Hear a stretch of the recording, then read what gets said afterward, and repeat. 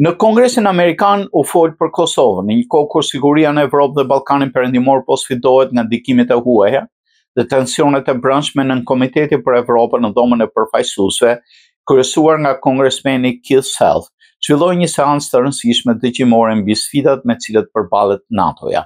Diskutimi kishte në qendër kërcënimet në rritje në rajonin e Ballkanit, në tekst të veçantë tek stabiliteti dhe ardhja demokratike e Kosovës dhe ndikimet destabilizuese të Serbisë dhe entitetit të saj Republikës Srpska.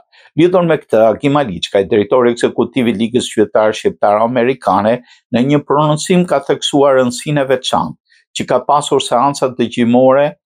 Ai ka nënvizuar se tashmë Shtetet e Bashkuara nuk kanë më dilema për qëndrimin ndaj Serbisë dhe sfida qëndron tek ndalimi i veprimeve destabilizuese të saj.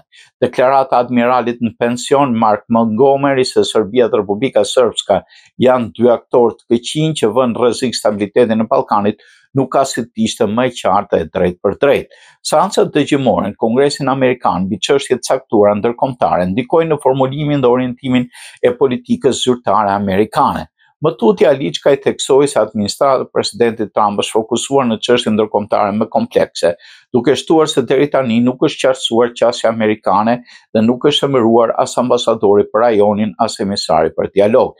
Një shenjë shumë e mirë për Kosovën është fakti se ish emisari pro-serb Richard Grenell nuk ka marrë asnjë pozitë serioze në këtë drejtim, ka potencuar ai. Gjithashtu ai ka shtuar se iluzionet serbe për mbështetje nga presidenti Trump janë shndruar në zhgënjim pasi ky i fundit nuk ka interes të krijojë tensione në rajone ku ekzistojnë vetëm probleme të vogla.